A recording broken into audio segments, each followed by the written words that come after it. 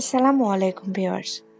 আজকে আমি আরেকটি নতুন রেসিপি আপনাদের সাথে শেয়ার করব। এমন অনেক রেসিপি আছে যা আমরা অনেক ছোট কাল থেকে খেয়ে আসছি, তবে রেসিপির বিভিন্নতা আমরা সবসময় লক্ষ্য করে থাকি। এমন একটি রেসিপি হলো ডিম আলুর চপ। আর ইফতারে আমরা ডিম আলুর চপ সবাই অনেক পছন্দ করি।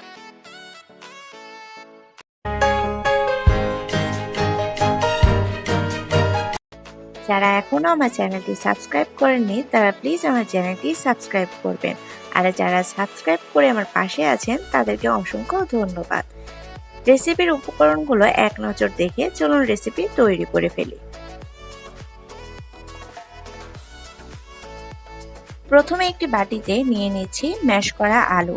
এখানে আমি 10টির মতো মাঝারি সাইজের আলু সিদ্ধ করে ম্যাশ করে নিয়েছি।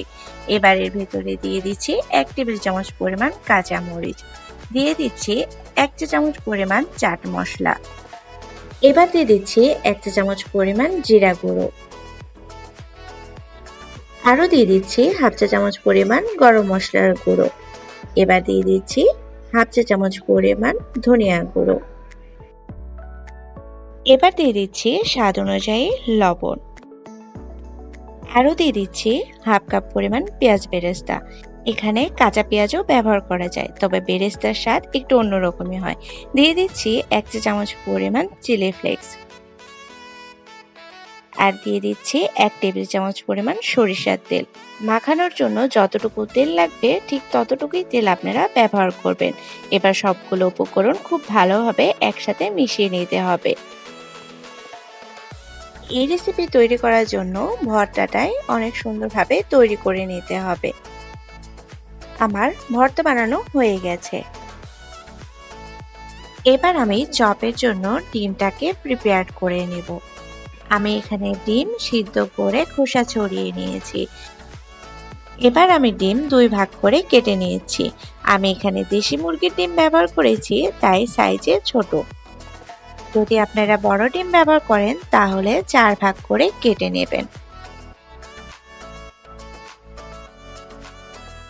এবার এই ভর্তা থেকে কিছুটা ভর্তা আমি হাতে নিচ্ছি এবং সুন্দর করে গোল করে নিচ্ছি।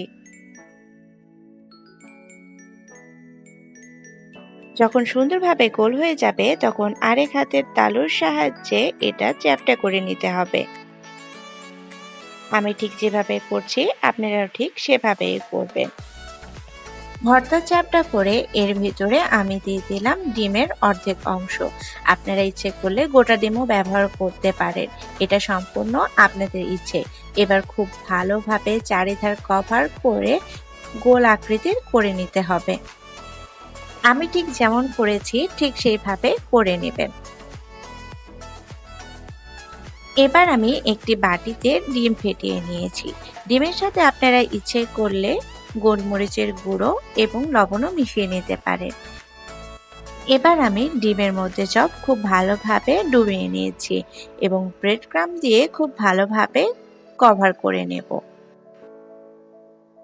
এই চপ ইচ্ছে করলে বেসনের গোলায় ডুবিয়েও সরাসরি ভেজে নেওয়া যেতে পারে, তবে ক্রিস্পি ভাব নিয়ে আসার জন্য আমি ব্রেড ক্রাম্ব দিয়ে গড়িয়ে নিয়েছি।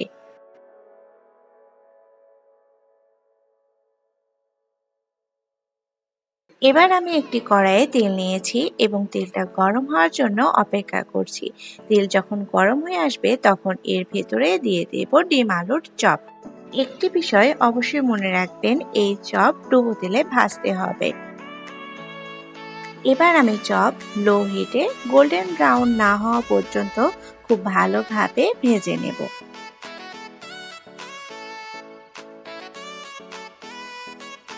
যখন চপের কালার গোল্ডেন ব্রাউন হয়ে যাবে তখন বুঝতে হবে চপ ভাজা হয়ে গেছে। আমি আপনাদেরকে একটু দেখিয়ে দিচ্ছি।